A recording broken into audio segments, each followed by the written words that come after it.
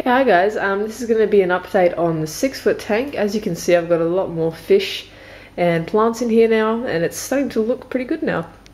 Anyway, so I'm just going to go through what I have in here. Some of the fish I actually got given to me for free because the person that gave them to me couldn't actually take care of them anymore and he didn't want them. So yeah, I'll just go through what I have. So here I've got some white clouds. I have about 10 of those. They're chasing each other now. About 10 white clouds, I think.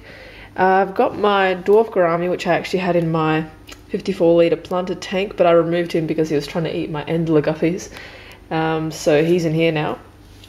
I've got some Chinese algae eaters, which have been here for a while now. I think I've got 2 of those. And I've got 2 bristlenose plecos. There's one on the wood back there. You can see them in between the plants there.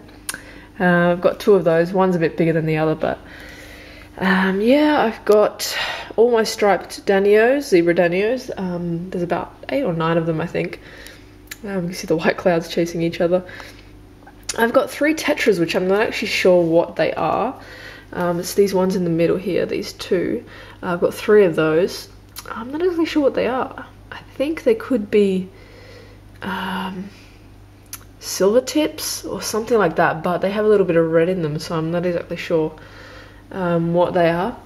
Anyway, I've got 13 neon tetras, which sort of spread out during the day and then they sort of begin to school when it gets dark. That's actually alike with all of the fish, so yeah, they sort of all do their own thing during the day, then when it gets a bit darker they start to school together. I've got 2 red-tailed sharks, which also like to hide in the driftwood, so you might not be able to see them today, but I'll try to get some footage of them eventually. I've got 3 cory-catfish. I think they're cory-catfish, but they're a bit of a different species to the normal ones you get.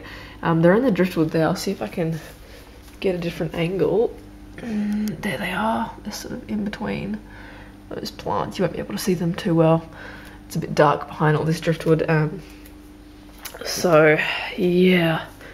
Apart from that, I think I've got about, oh, there's the red-tailed shark. He's up there in the plants. Now they all sort of, there's 2 of them and they just sort of hide in the driftwood, so you don't see them very often.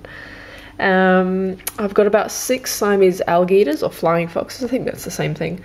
There's 2 up the back there. Actually, no, I think they're all up the back. They all sort of group together as well. I've got 2 really big female pregnant guppies, which I couldn't have in my 54-litre planted tank because they were pretty much too big and they would eat all the smaller endler guppies and fry and stuff like that. So I decided to put them in here for now. And yeah, in terms of gravel and plants, gravel is 6mm black gravel and 6mm white gravel for the path. I don't have any separators in these, so I'm worried that the gravel will eventually start to mix, which is pretty annoying. I should have probably thought of that before I set up the tank, but yeah, I guess we'll see what happens. In terms of plants, I'm not sure about all the names because I also did get these given to me as cut-offs, so I'm not exactly sure about all the names, but I can go through the ones I know. So here in the corner, I think that could be Kabomba, although I could be wrong because there's about 2 or 3 different species there grouped together.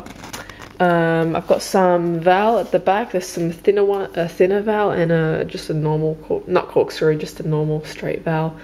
There's some sort of rotella or wisteria or something at the back there. I'm not exactly sure what that is either. I've got some pennywort here. I've got some of this plant, which I also had in my tank, but I've completely forgotten the name of. I've got a tiger-lotus lily here, which is quite small, and hopefully it'll eventually grow out. There's the cory-catfish by the rock. Anyway, I get a bit distracted.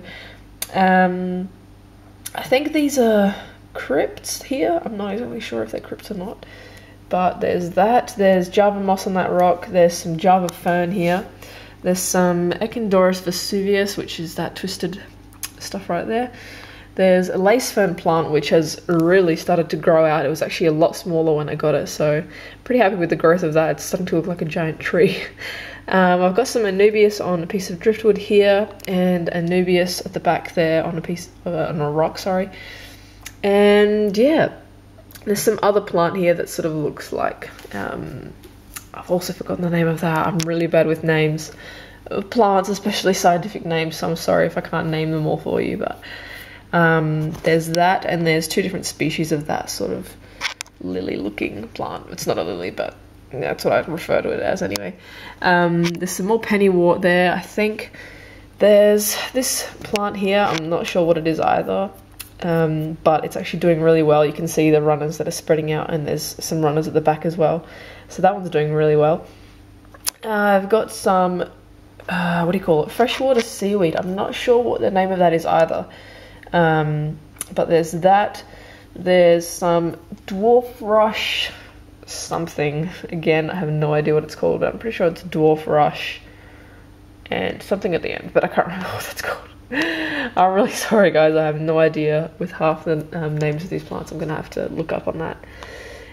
There's this, which is also similar to Kabamba, and it's growing pretty well. This is actually the plant that's growing the best out of all of them, I'd have to say. And yeah, I've trimmed that quite a bit, but it's starting to grow out again. There's some Wisteria or Rotella at the back as well, and another similar plant. And that's about it. There's also this leafy plant right here, which I'm not sure what it is. I got that from Petstock, and yeah, I'm not actually sure if it's an aquatic plant. It could be, but yeah, you know, some stores, they just give you whatever. They don't even know if it's aquatic or just normal stuff that they put in water and then it dies after like 3 months. But yeah, that's pretty much the planted tank, the 6-foot tank. So yeah, it's looking pretty good now. I'm actually thinking of getting rid of my Danios. So if you live in Adelaide, I know you probably, half of you people are probably from overseas, so that might not work out. But if anyone in Adelaide wants some zebra Danios, I've actually got quite a few of them now. They're still little, I've still got, they're still fry. There's about 50 or 60 of them though, and I'm looking at selling or just giving them away because they're just way too fast for all the other fish in here, and Dad just doesn't really like them that much because they get to all the food and everything else. And once we put all those fry in here, there'll just be way too many of them. So if anyone wants some Danio fry, let me know, inbox me. And preferably if you're in Adelaide, I don't want to send them interstate or anything because, you know, shipping costs and stuff like that. So anyway, thanks for watching. This video turned out a bit longer than I expected, but just wanted to give you a bit of an idea of what the 6-foot is looking like. And again, sorry about the names. I'm really bad with names, so I'll try and learn them and yeah, let you know in the next few videos. Anyway, thanks for watching, and yeah, watch some more of my other videos if you're interested. Alright, thanks for watching guys, see you later.